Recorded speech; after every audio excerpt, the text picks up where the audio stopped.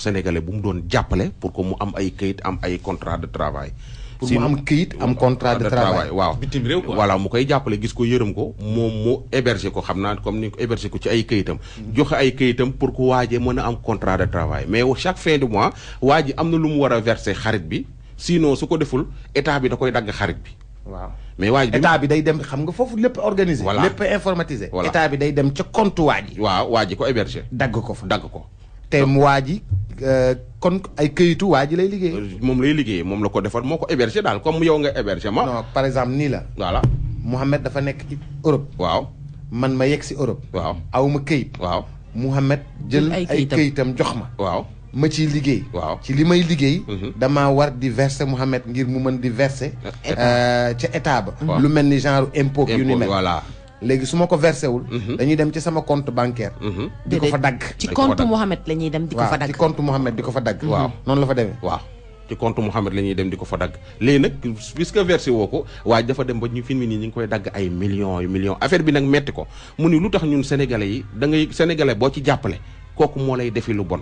moo lay trahir yi moom maanaam moom moo lay def loo xam ne daal moo lay metti li ñuy wax ci paaka bi lay rey. sa mbokk say mbokk koy daas. jeex na c'est ça le problème fii ngay gis benn moodu bu jël jarbaatam yóbbu ko après jarbaatam mooy nekk noonam.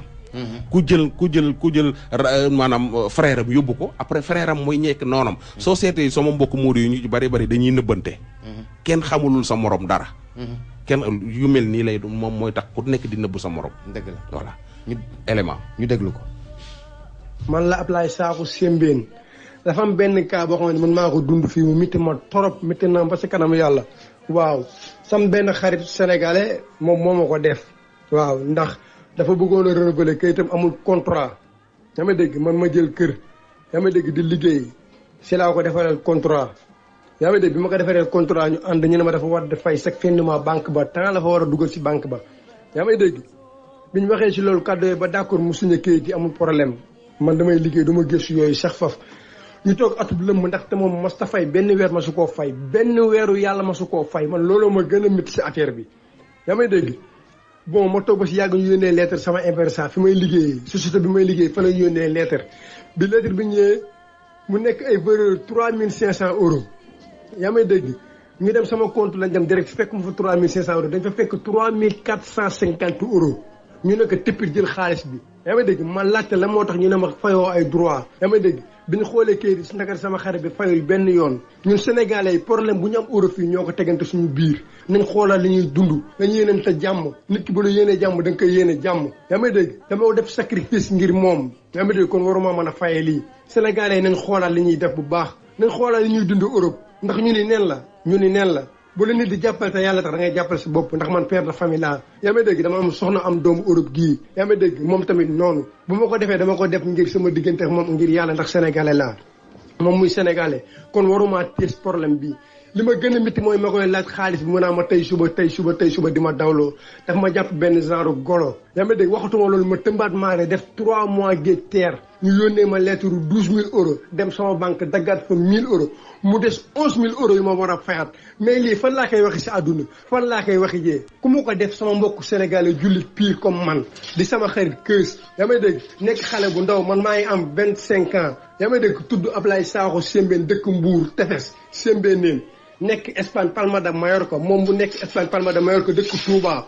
ama dégg lii dafa ñaaw lii xaw ma nu ñu koy waxee xaw ma fu ma koy waxee yee si kër àdduna moo tax ma liggéeyanti numéro Ndoye Bane pour wax ak Ndoye Bane mu dimbali ma te yàlla tax jàllale ko ngir sénégalais yi dégg ko te xool ni ñuy doxale si Europe bi ndax ni ñuy doxale ñaaw na ba si kanamu yàlla ndax da ngay am yéene defal nit ku lu baax da ngay dem ba si biir lu bon fekk la fa ndax kan sénégalais kese moo la koy teg sénégalais nañ xoolaat suñu bopp nañ xoolaat suñu bopp bu baax affaire dañ jublang beex lii bëri na suñu biir torop nañ yéenante jàmm te yàlla tax nit ki bu la yéene jàmm da koy yéene jàmm nit ki bu la yéene jàmm da koy yéene jàmm ñun sénégalais yi ñuy dund ñaaw na ba si kanam ñaaw na torop métti lu naa ko torop billaahi métti lu naa ko torop lu ma métti la nañ xoolal li ñuy dund te yéenante jàmm ñu ñoo nekk Europe gi problème buñ fa am ñu ñoo ko teg suñu bopp yaa ma dégg nga maam nga tëmb maare bàyyi sa jabar bàyyi sa doom teer maara ñu yónnee la lettre 12 000 euros dem dagg sa banque 1 000 euros ak 3 450 euros yi ñu daggoon sa banque nga desewaat 11 000 euros yoo war a fay ñaata million la CFA nañ xoolaat li ñuy dund dañ ko xoolaat xarit léegi amatul da ngay def te yàlla tax après lu bon moo la ciy fekk xoolal